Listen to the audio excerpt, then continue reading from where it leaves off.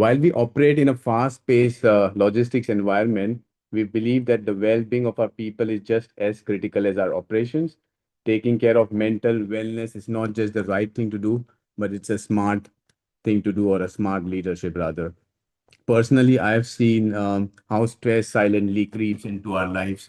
Today, stress is the number one health issue globally, and often we don't recognize the signs. For instance, addiction to something as simple as coffee can be a subtle sign of underlying stress. Mental wellness is deeply personal. However, it is something we all can tackle together. Even as someone leading this conversation, I will admit I've experienced imposter syndrome from time to time. And it's that quiet voice that questions of your, are you good enough? Or, puts you in the self-doubt despite clear evidence of your success. And I know I'm not alone, and we all are facing this challenge. The impact of ignoring mental wellness is far reaching, and it's beyond the individuals. And according to WHO, over 1 trillion of is lost in productivity each year due to depression and anxiety. Companies that fails to prioritize see up to 40% higher employee turnover. That's massive. So 40% employee turnover just because of not focusing on mental wellness or the wellness of the people, and 21% lower productivity.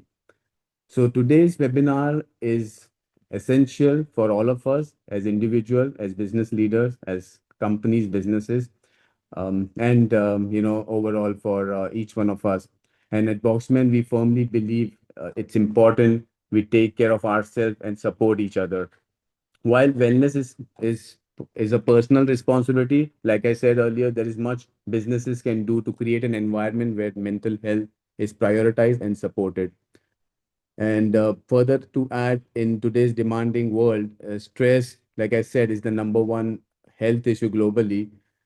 It's not something we can completely disregard or ignore. However, it is something that needs attention. And mental wellness is not any longer a luxury, it's a necessity for each one of us. It's the leadership responsibility to lead by example. However, it's also up to each one of us, as I said, to self lead to overcome this challenge. When business prioritize well-being, they create trust, resilience, and long-term success. So, what is today's session's objective? The objective is very simple: is to raise awareness, is to share some actionable insights and experiences, and also to inspire both individuals and organization to prioritize mental wellness in a sustained and meaningful way. So this session is just for 30 minutes, and it's not going to do justice to the this critical topic. That's the reason we are going to have this continuous dialogue, and we will have this recurring sessions to continue discuss on this important topic. And we are also fortunate today to have two exceptional speakers joining us today from across the globe.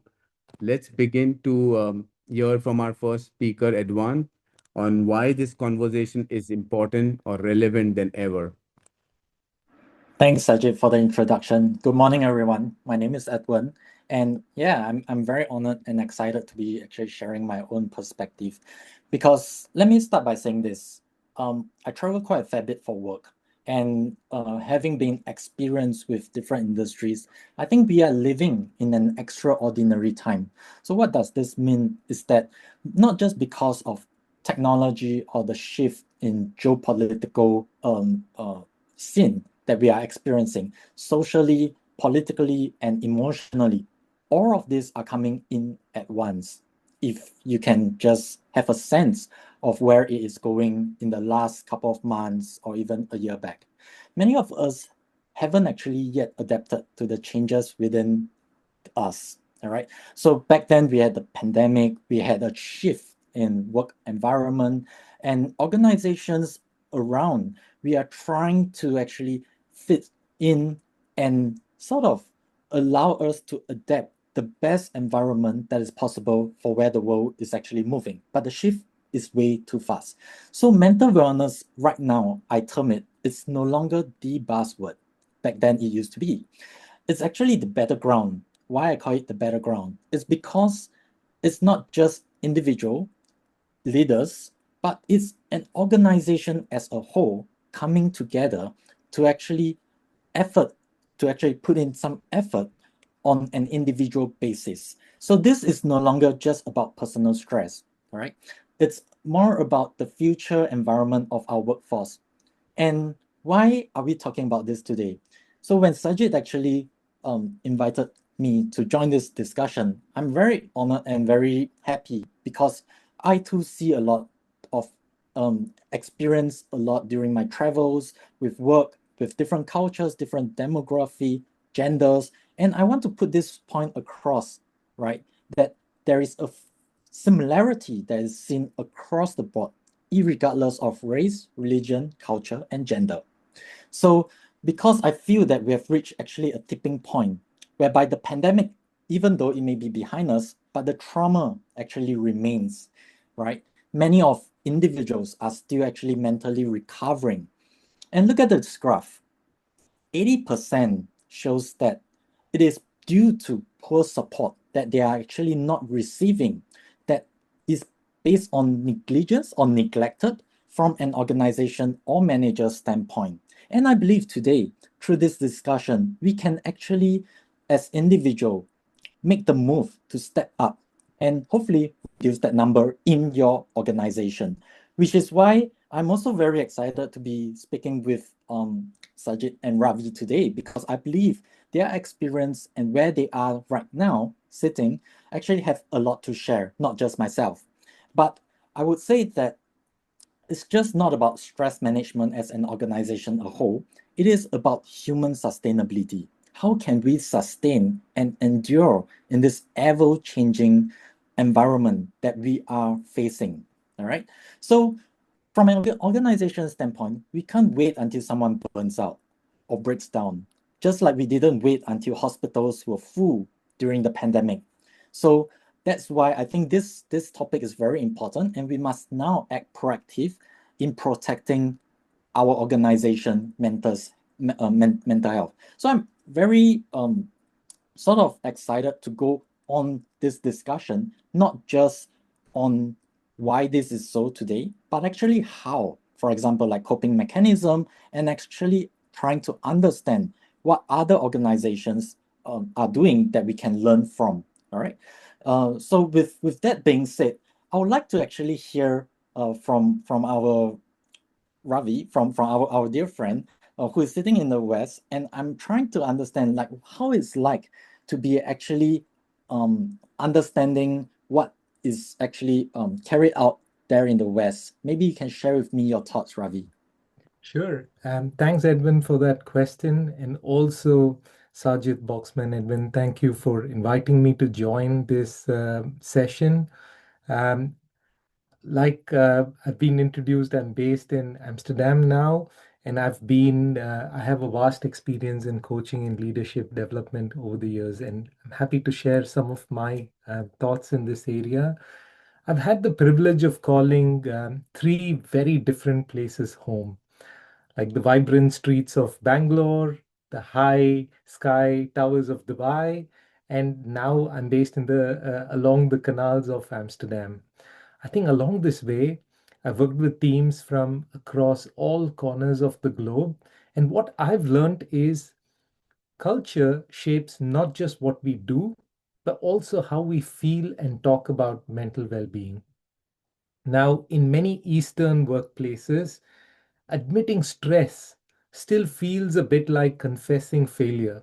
There is a stigma attached when you talk about mental wellness. For example, if I feel overwhelmed or I feel too much pressure at work, talking about it is seen as a sign of weakness. Yet in the West, especially here in Amsterdam, talking about how you feel is part of the norm. I many times have meetings where colleagues will openly share about their mental wellness challenges, how they're seeking help for the same. And that for me was very refreshing. And the message is simple: you have the permission to pause. There is no guilt, there is no judgment. And that structural permission sends a powerful signal that your mental well being matters as much as that to do list that you have. And I believe anyone, any team, anywhere must borrow that idea. Whether it's going to, like you want to prioritize going to the gym between meetings or a quick walk that I have often with colleagues as we are having a meeting, or just openly sharing how you feel at that moment. I think it is a safe space to be created for all of us in our workplaces. On the flip side, Eastern culture also reminds us that we are never truly alone. Like in Bangalore, I remember when working for a large global MNC, we would start every morning sharing a single gratitude. Like today, I'm thankful for this. Today, I'm thankful for that. And those 2 minutes would transform my own energy into positivity. And also, I would gain a lot from the energy of everybody else doing this ritual. And suddenly work felt less like you know something that you have to go and do, and more like a family setting where everybody is showing care at every moment. And also from Bangalore, when I moved to Dubai, I watched colleagues lean on extended family and community whenever the pressure peaked. I'm going to share a personal example here of somebody on the call. Sajid and I worked in a high pressure environment for the same company in sales at the start of our careers many, many years ago. And basically, a lot of moments where we leaned on each other. And I think that from colleagues to friends to kind of extended family has helped me going over the years. Like we've done vacations together, we've taken breaks together, we've shared enough cups of coffee together, and maybe even said prayers together, where, sharing these moments kind of teaches us that mental wellness thrives when we weave it into our relationships and not just into our calendars. So, my perspective, Ed, on the question you asked is blending Western formal permission to pause with the East's natural, we are in this together.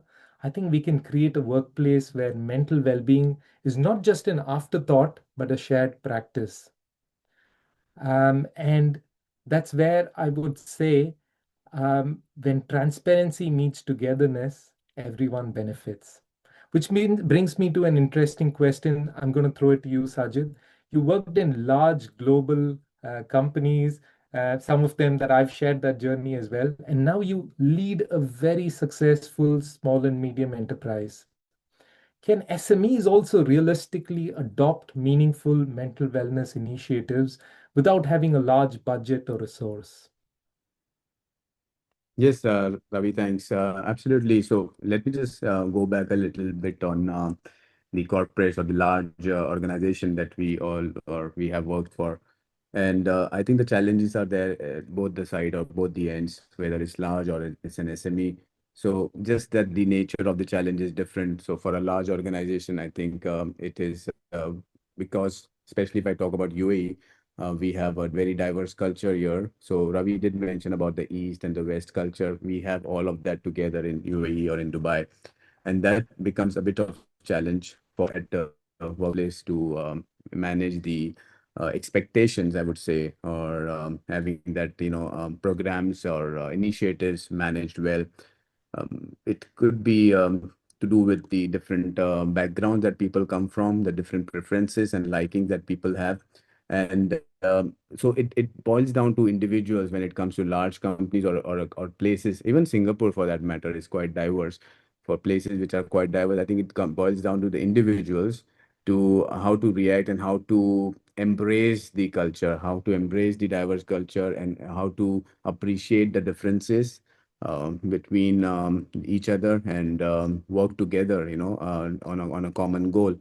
So to be more precise on the SME side, with my current experience, I think there is a myth that the mental wellness or the topic we're talking about is applicable only for large organization or workplaces.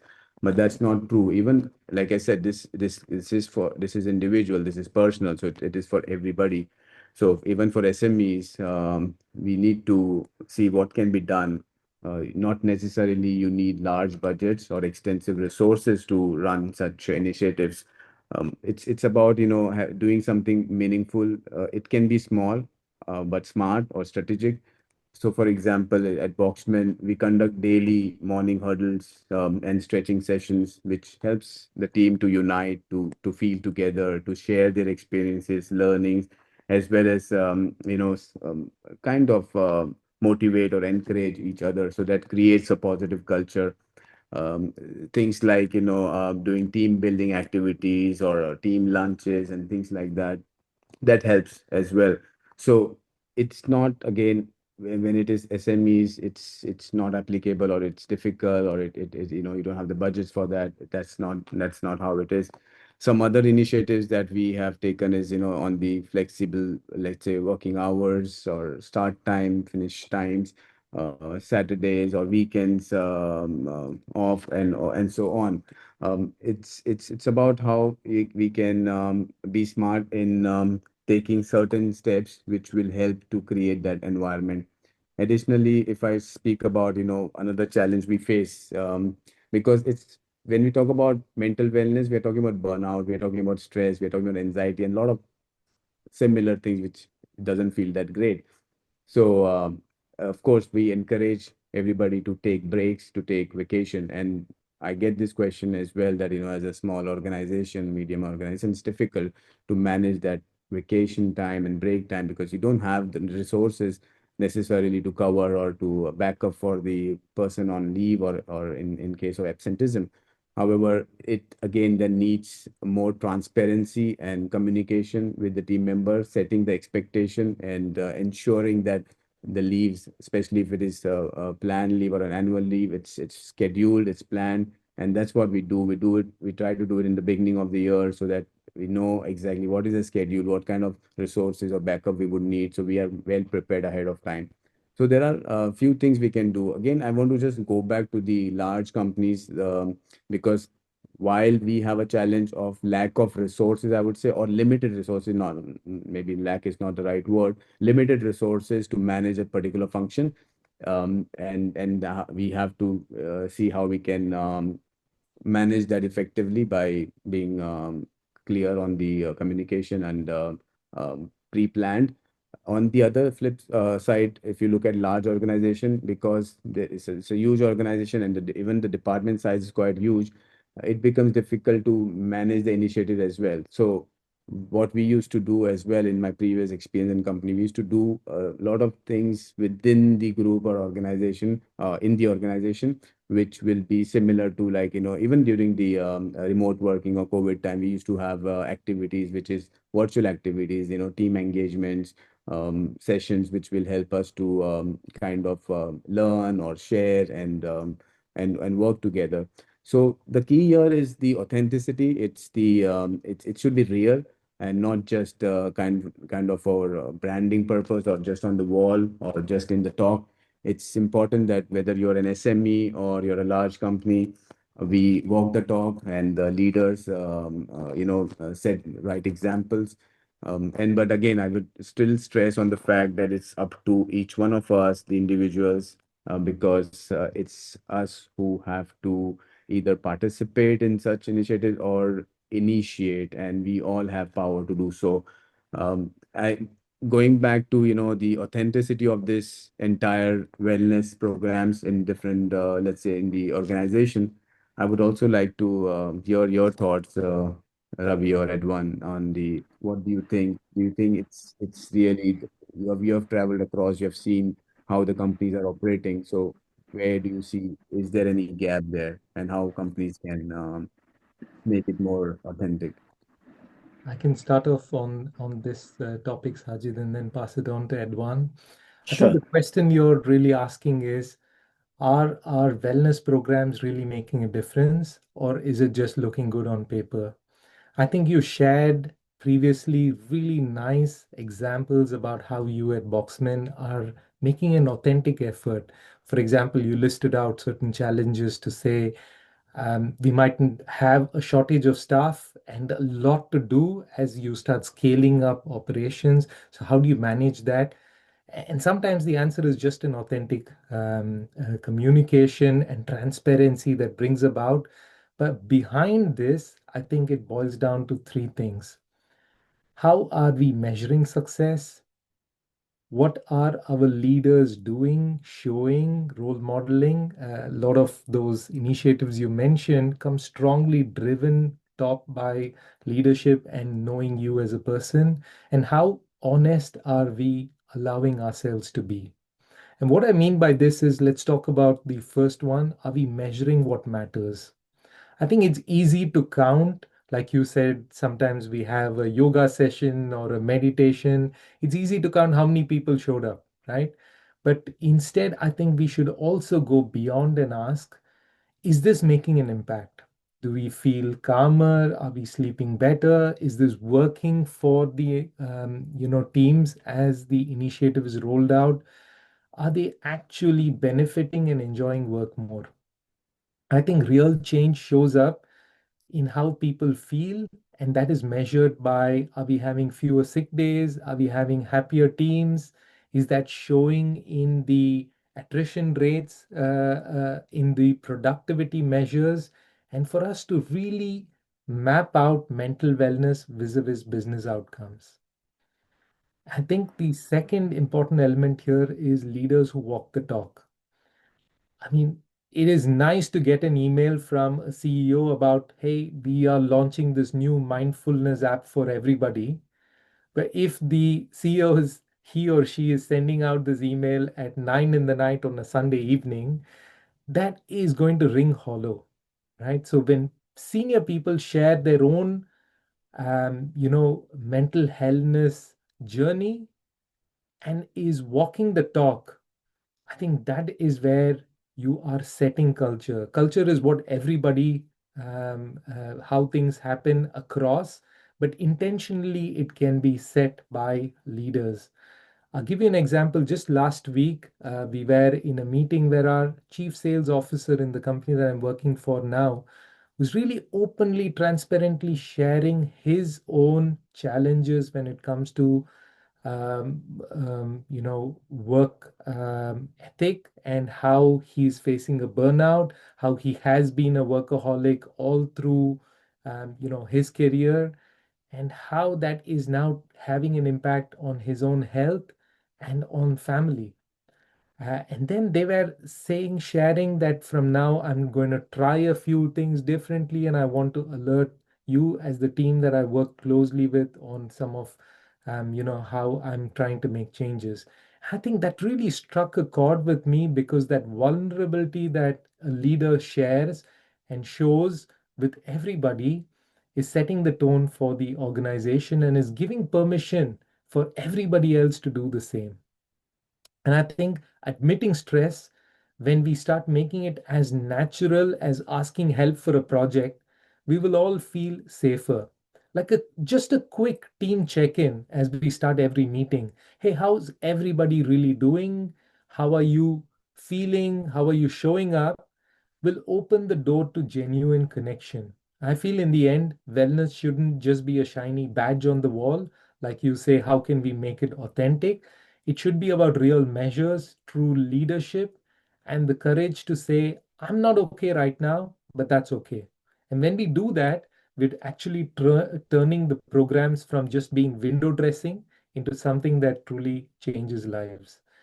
Edwan, I remember you sharing some really interesting data and examples when we were preparing yesterday for this. So I'm curious on what steps, first for you to share those insights, but also what steps can individuals take to lead themselves and own their own mental wellness journey? Yeah, thanks, Ravi, for sharing that. I think it also resonates with me, your sharing, together with what Sajid shared earlier on. And I wouldn't repeat that because it's of enough emphasis that yes, this is what I'm seeing on the floor, on the ground. And what I am very sort of close with is that people are our essential assets. And when they feedback, it's up to the honors of the leaders to actually want to take that in. And coming back to your point, Ravi, it's all about the intention. So that's one thing that I used to joke along with our management. All right, there's a lot of things like how I started this discussion, saying that there's a lot of changes around us due to disruption, advancement in technology, AI, and stuff like that. But this is the only segment that you can't outsource. All right. So there's a lot of other things you can outsource to improve productivity, but it's about how genuine, it's about the intention, and make it like a corporate strategy to actually advance on this foothold. And where Ravi, you mentioned absolutely right, it's about measures. All right. It's very indicative that measurements of such indicators as seen in the graph actually shows, and it is very apparent and immediate. However, I would like to actually disclaim that we are working with humans, individuals, and all of these are complex, right? Everybody is different. There is no one size fits all. And what I'm actually told is that a lot of all these stresses, they are all from various reasons, right? And as leaders, we need to be sensitive. We need to create a safe environment. So one very interesting fact I was when I was working together with our Japanese counterparts is that they actually set aside time in which they call quiet time. So like you mentioned early on, drawing the line and understanding how to actually draw the line between work hours and off work hours. I see that a lot coming, especially during times work from home. I'm not sure about your organization, Sajid, because just now you mentioned about flexibility work hours, but I think across the board, we just need to be mindful of that individual that is actually receiving that notification. So what I'm guilty of that, all right, because I just want to wake up early, being productive, getting the message sent out, so on, if I'm being activated at night and have that thought in mind. But these days, I tend to actually just put into the Teams or the Slack channel of the company, and all of these are silent during off working hours. So what can individuals actually do? All right, first, like I mentioned, individuals, everybody of different background will have different form of stress alleviating mechanism. But what is apparent throughout all is that first, the basic necessity, for example, like prioritizing sleep or constant mobility, like what the organization of Boxman engages, for example, yoga, stretching, okay, and what Ravi mentioned about all these taking time off and things like, I think these are very, very good stepping stones, right? But from a continuity point, individuals, you, myself alike, and all of us listeners here today, I think we can do simple step by setting boundaries that needs to be respected, practice mindfulness or some breathing exercise, and maybe frequent checking in of yourself and how you are aligned with the intention and the values at where the organization is going. So with that, I think these are just simple steps that we as individual can take forth, and together collectively as an organization, just now Sajid and Ravi mentioned, I think all of this, we definitely can reduce burnout rates. We definitely can increase productivity in our organization. Yeah. So because I think that I do value organizations and people as a whole, for an organization to be strong, I think let's see it collectively as a war that I term for mental wellness, because it's one that is worth fighting for. Things can change, processes can change, whatever the environment, all of this can change. But beyond doubt, human asset is where we at our organization is putting time and investment into getting the results that indirectly we are actually achieving. Yeah. So with that being said, Ravi, I hope I answered some tips, although there are many coping mechanisms, but these are just some of them. Thank you, Edwan. I think you have not just shared actionable insights, but you have also shared some career opportunity for all of us in getting into wellness, so which is AI proof. So thank you for that. Anyways, so with that, I think we will summarize today's discussion and some key takeaways for us to take away from today's session. So we have been stressing on the fact that first of all, this is not a one-off discussion. It's an important discussion, conversation, which we are going to have more session on this, and we would love for you to join and benefit from the session. We would also like to hear from you on your feedback, what more you would like to hear or include in this discussion. But from today's discussion, some key takeaways on the for the individuals or for us as a personal things that we can do. For first, most important thing is self-awareness. Being aware that we are going through something which is not looking all right, and it's fine. We need to identify. We need to be aware of it and act on it. That is the important thing. It's taking the ownership there. The second key takeaway would be to speak up and seek support. A lot of time we are going through something and we think, okay, we cannot share or we cannot speak about it. But Ravi, I think, mentioned about European culture or the Western culture where it's okay to say, I'm not feeling all right. I think there is something wrong. I'm going through depression. I'm going through anxiety. I'm going through a burnout, and ask for help. And you will be surprised that there is a lot of people who can probably guide you, counsel you, or even support. So I think it's about asking for help, whether it's at the workplace or outside. Then the most important thing, because it's up to us how we take this forward. So we have to build the right habits or healthy habits, which will help us to overcome this. I think Ed mentioned about starting early. He starts his day early so that he gets good sleep at night. So whatever task he has, he is able to do that. So that's one of the habit you can pick among many others that's there. So these are key takeaways for individuals. We also have some key takeaways for the businesses or the corporates, and that would be more aligned to the initiatives that workplace or businesses can take.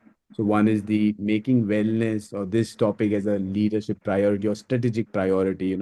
It should not be just something I think Ravi mentioned on the wall, but it's something in real that we should be running.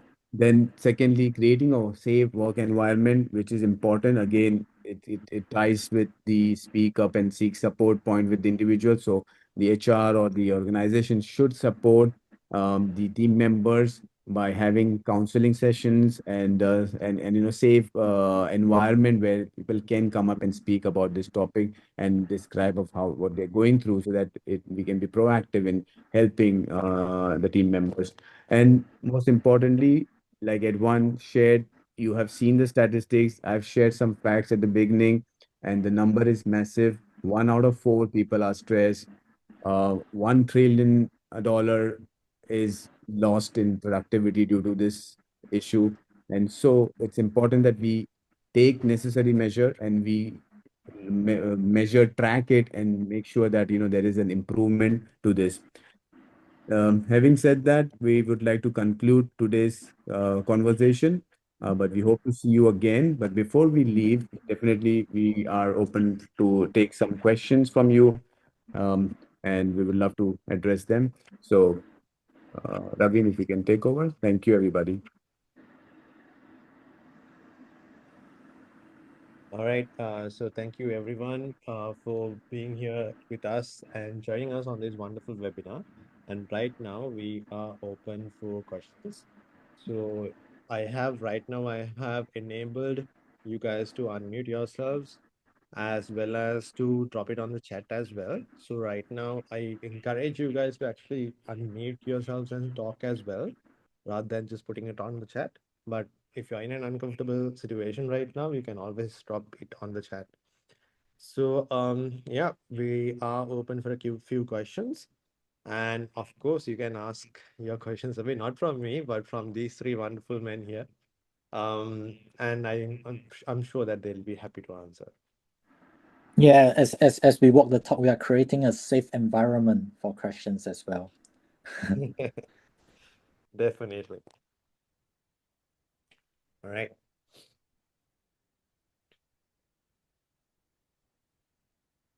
Hi, everyone. Ravi. Hi, this is Sana. Thank you, Sajid. Thank you, Edwin. And thank you, Ravi, for a wonderful talk on mental wellness. So, I have a question. My question is, how can I identify when my mental wellness is starting to decline? Often we don't even realize that there is a problem, right? We're just going with the flow. So, what or how do you determine when there's actually a problem and we need to seek support? Yeah, Sana, great question. First of all, so happy to see you on the call. Hello. Uh, I'm gonna start off and share some of what I can say is evidence or clue that mental wellness is impacted. And I think going back to some of the basics. For me, the basics are my food habits okay? Is my sleep okay? And do I feel calm, rested? And I think to be realistic, it's never going to be equal all the time through the year, every day of the year for me.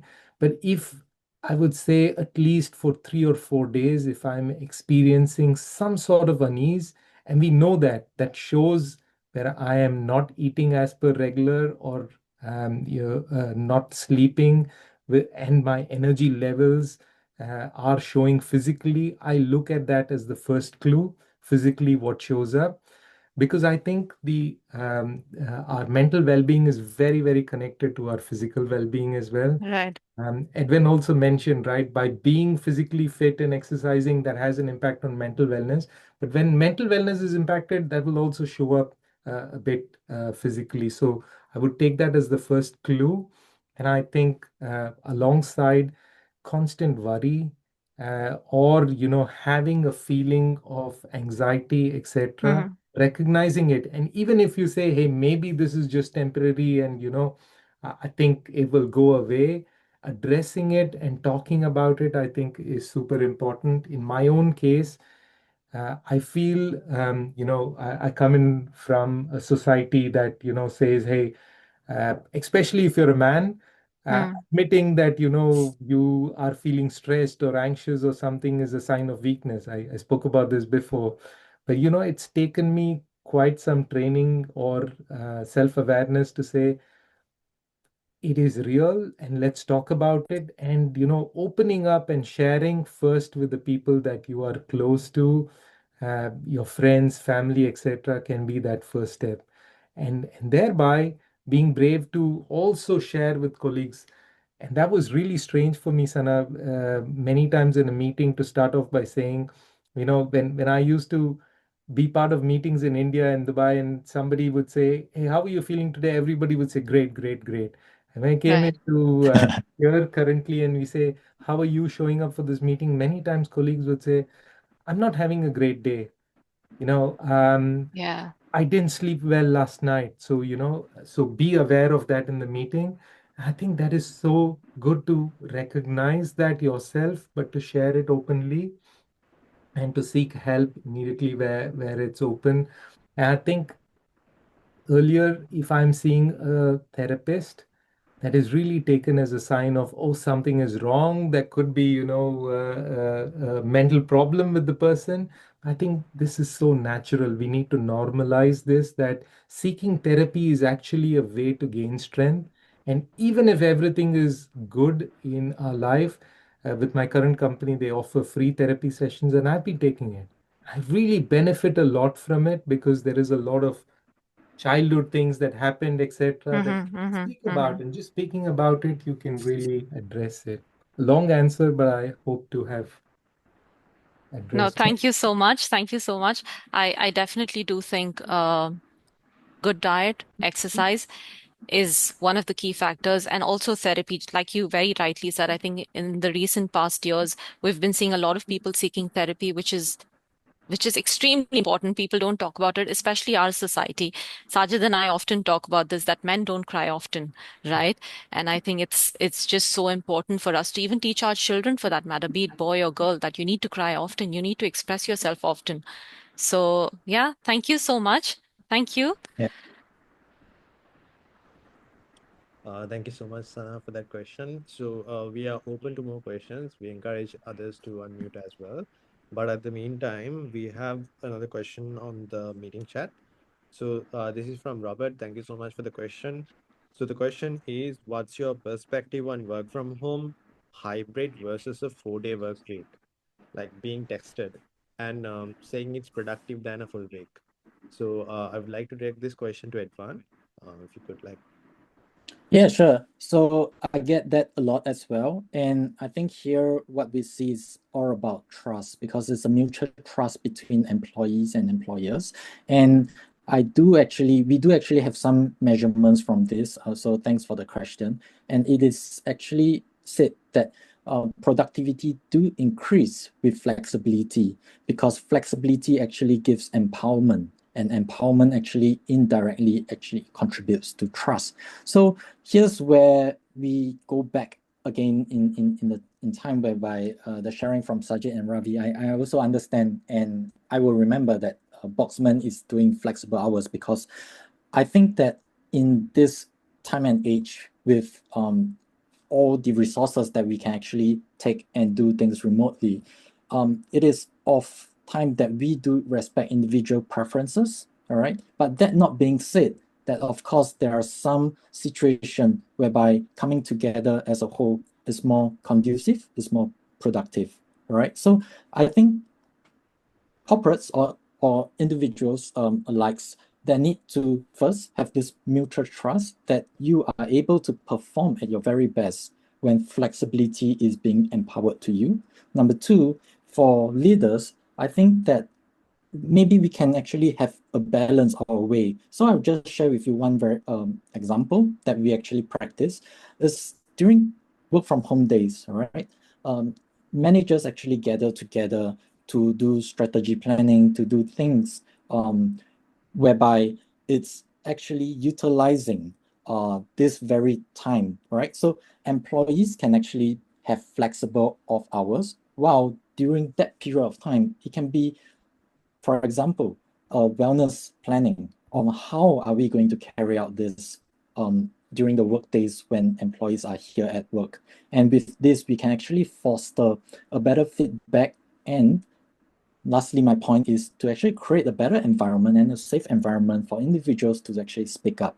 So that is what the intention there is actually to achieve a balance, to respect individual productivity, and to actually allow for innovation and creative ideas when they are not under the scrutiny of a very strict regime, kind of thing like that. So that's, in my experience, what we have seen from the numbers.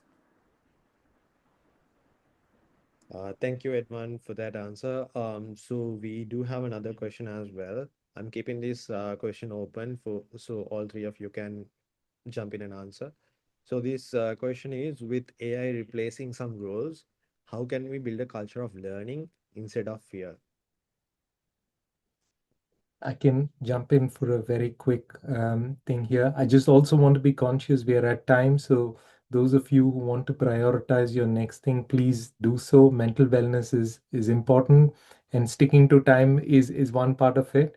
But very quick take on AI replacing some roles. I feel AI is a hot topic now, and this is a very relevant question. But at the end of the day, it is a tool, it's a technology, and it is in our hands as to how we use it. We spoke about earlier metrics, we spoke about different ways where we can do things, and AI can really accelerate those things. But at the same time, because at the pace at which it is really happening and changes are happening, any of these change bring stress. Maybe it's not yet to replace your job, but next 6 months, if I'm going to be worrying, hey, it's going to replace my job, it's going to replace my job, that is adding that stress. So rather than the tool, I think what is within our control is really using the tool that is available in order to be more productive and find the time and space to do things that help with mental wellness rather than the worry bit.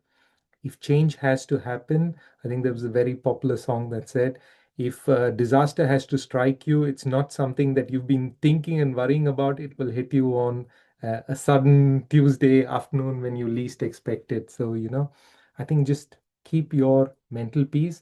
and understand, learn about AI for AI replacing jobs. My view is I don't think AI will replace a human, but a human who knows how to use AI could be replacing me. So learn it and embrace it. Yeah, so thank you for that answer. So we'll move on to the next question as well. So this question is from Charlene. So the question is, how can I as an individual support someone who is struggling with a mental health issue or challenges? So I would like to direct this question to Sajid. Sure, thanks, Ravi. And I think we've discussed earlier about this specific topic. So just to reiterate on that, it's about communication. So, sometimes probably it depends on the individual you're referring to may not be comfortable in speaking up or sharing. So you have to make that person comfortable and communicate, try to understand how you can support and guide them, probably give them advice from your experience, or even you can help them to connect with somebody who knows about that topic, some expert, not necessarily we know everything. So it's not something that probably you can do yourself, but you can also use the resources around you, the people around you to support this individual.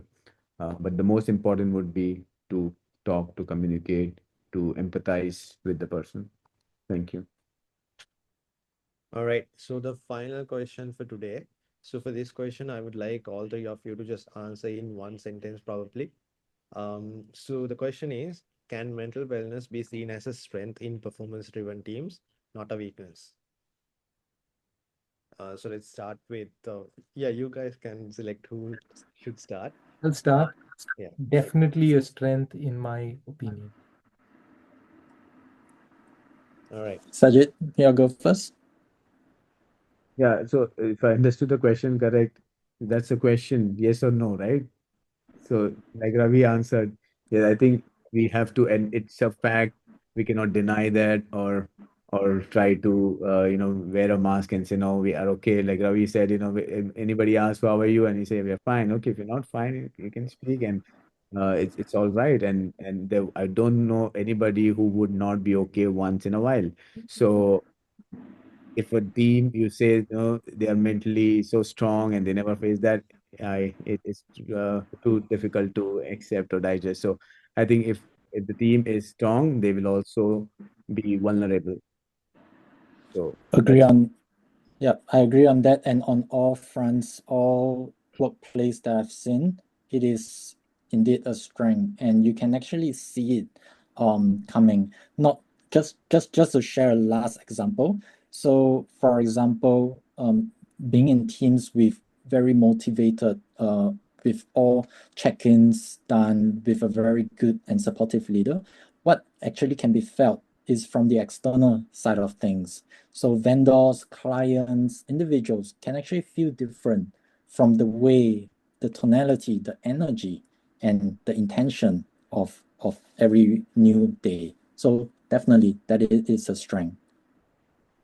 All right. So with that, we have come to the end of the Q&A session as well as the end of today's webinar. So before we end it, I would like to thank all the participants who joined us here today. So it has been a wonderful session, and I'm sure Sajid, Ravi, and everyone have enjoyed it being here with you, answering your questions as well. So thank you so much, everyone, for joining. And to Sajid, Ravi, and Edwan, thank you for taking your time and joining this webinar and making this a meaningful experience for everyone. And while I say that, this is not the end, this is just one session of many. And we would like to invite all of you to join our future sessions as well. Yeah. So thank you, everyone, and have a great rest of the day. Thanks for having Thank you. us. Thank you. you, everyone.